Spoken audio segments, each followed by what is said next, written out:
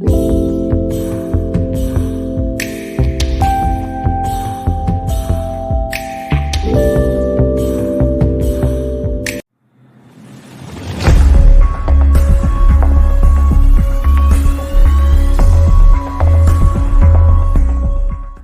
today is Saturday, and for those of you who are checking us out on YouTube, yeah, I look very casual today, but it's a downtime day, and that's what I want to talk to you about really quickly. I've had a really good day, and I just wanted to kind of pop in and just kind of share a few thoughts and hopes to encourage uh, listeners and viewers. And the thoughts are relatively simple. Let's take care of ourselves. Let's detach. Let's not, hold on so tight, and let's not be so um, let's not be so ingrained into the outcome. Into the outcome. Let's put our process forward. Let's put some progress and some, good hard work in throughout the week. But then let's take some downtime. Let's rest. Let's rest. Let's show the universe or God or source or whoever, your God of your choice is, that I believe that these things I'm putting forth are actually going to manifest. And I believe it so much that I'm taking the day off. You take it from here. Today I woke up, it's about 7 o'clock. I woke up about 5:30, took my dogs out, but I've got a really itchy little Frenchie. And so he got a bath today at about 7. So I'm up, giving my dog a bath. And I find things like that, especially on Saturdays, on the weekends, when I'm getting caught up around the house and I'm checking things off my list. I've got my guided meditation, in the background, my YouTube, and I'm not in front of my computer screens. I'm not analyzing anything. I'm not trying to check data and stats and all this other kind of stuff. Phone's not ringing. I find it a very meditative time for me. I find it a self-care type of deal because I love to get things done. It makes me feel good, like I'm making some progress. And spending time with my dogs a lot of times makes me feel good as well. And I just love working. And also I went for a walk with my wife and my family, my grandson today. So all of that was self-care for me. It took me away from the things I was dealing with Monday through Friday. What do you do that helps remove some of the more serious things that we're dealing with on a regular basis? What do you do to help detach yourself away from some of those items? Because it's important that you detach. It's very important for your health, for your mental health, that we detach and show the universe or God or source that we really do trust in this process, because the process works. It works. And the reason we know it works is because everything we are, everything we have now came through this same process. I know many times if I have a thought that's negative or not the best thought, it can manifest so easily. That happens the same way on both sides of the coin, whether it's love or fear, light or dark. We just have to be intentful in terms of our thoughts. And we have to continue to remind ourselves that our thoughts are creative. It's important what we think and feel, and we do our best to think the best thoughts and feel the best most of the time. We put forth the type of plan that we want to see activated and manifested in our lives. It's just a matter of time before it will. You didn't become who you are overnight. There's a series of decisions and thoughts all throughout your life that got you to this point. So reverse engineering that, it's not going to be an overnight process. So I just want to encourage you that just because you haven't gotten the phone call yet, just because you haven't seen the deposit yet, just because, she hasn't said yes or he hasn't said yes or whatever the thing is you're waiting on, continue to press forward. Try your best to minimize its importance. That's difficult. Why? Because we really want this particular thing to happen. We want this special person in our lives. We want this job promotion. I'm tired of living in this apartment, Kelly. I really want the peace and quiet and the serenity of being in my own home now. Yes, I've been single my whole life. I really want to be married. It's enough time already. Well, here's the thing. Here's what I think about. And I thought about this today. How much is enough time? Where does the measurement come from? If it's us, we would like to have everything we want immediately, like a drive-through type of manifestation process. But it doesn't work that way for a number of reasons. Number one, many times we're not really sure what we want. How many times have you got something that you thought you wanted, whether it was a special person or a job upgrade or a car, and it turns out, man, that was the worst car I've ever had. What I'm saying to you is detach from the end. What that means to me is this: put out into the universe the things I want. I have faith and belief that the process works. I do my part in mindfulness and meditation and journaling and putting forth the best thoughts I can every day. When I release it with a thought of saying, I believe that this is going to manifest, but it's going to manifest in a way that I could never think of, a way that's going to surprise me and encourage me and delight me. I try, I'm being completely honest because I think it's difficult to say that I do this every day, but I try not to visualize how this is going to come to be. Why? Because I'm going to leave it up to the universe. I don't want to do the universe's job. I don't want to do God's job. And listen, I understand how that sounds, especially coming from me, because I believe we're all one and I know we're all one. But that element of it, that duality is still here while we're in this 3D environment. So what I'm saying is that has to do with scriptures that say, like, before you even ask, I'm already on the job in terms of answering.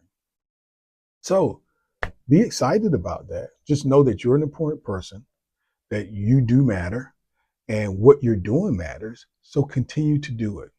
And I want to encourage you to just this week, take the time and the focus off yourself. Do something for someone else.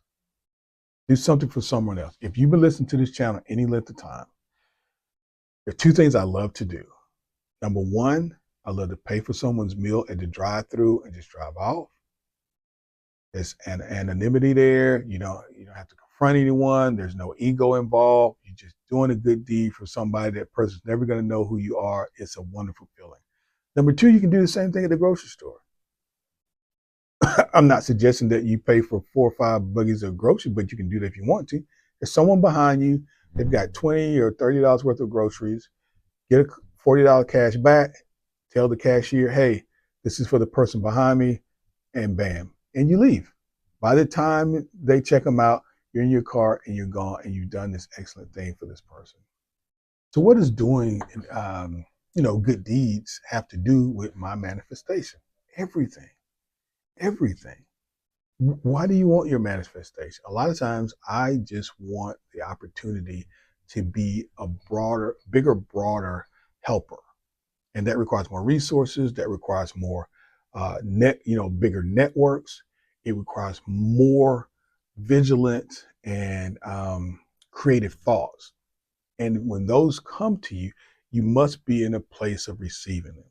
But if you're tense and tight and desperate for them, I think we're doing as much pushing away as we are, coming to us. So take some downtime, take a walk, take a nice long bath, glass of wine, throw the frisbee with your dog. If you like to be out in nature, which I love to do, take a hike, go fishing, walk around the lake, call a friend that you haven't talked to in a while, and just be silly. Just be silly. Break away from the serious striving and affirming and holding tight to your dreams every day. Dreams are not going anywhere. They will manifest. They're in process. And I believe that this approach is going to give you the type of longevity that you're looking for. And once it does happen, like I always say, it only has to happen one time for you this way. Once it does happen, what you will see now is the complete loop of this process. And you start off with the desire. Now remember, and here's the other thing that you got to think about. A lot of times we spend so much of our time focusing on the problem. It's such a terrible thing, this problem, whatever it is. If I'm single and want to be married, or if I'm heavy and I want to be, slim, if I have this amount of money, but I want to have that amount of money, whatever your problem is, we spend so much time on the problem. But I'm going to take a little different approach to that. This is Rethink podcast. I want to think about it a different way. What would you have without this problem? Well, you wouldn't have the desire. The desire comes from the problem. Whatever the correction is, whatever the solution is coming from. The problem is trying to manifest. The problem is trying um, to birth a newness in your environment, in your life. Okay, that's the way I look at it. So if you're in a deficit in any way, let's say financially, you're like, okay, I'm tired of struggling. I'm tired of paycheck to paycheck, or at this stage in my life, I thought I would be here. What that could be saying is, okay, it's time for you to go there, but you've got to get over this. You've got to learn this new thing. You've got to get out of a lack mindset. You've got to be able to be freer with your resources. You've got to be able to expand your network. Whatever this particular problem solution is, it is also the key to your new self, to your new life. So that entrepreneurship, if you're currently in corporate, but you want to be an entrepreneur, then this freedom comes from overcoming this challenge. Look at it as a challenge. Let's take away the problem aspect, because the problem is actually what's trying to expose to us the very thing that we want.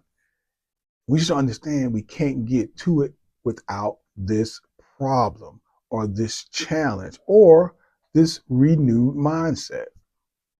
I'm certain and I feel confident that you can do this.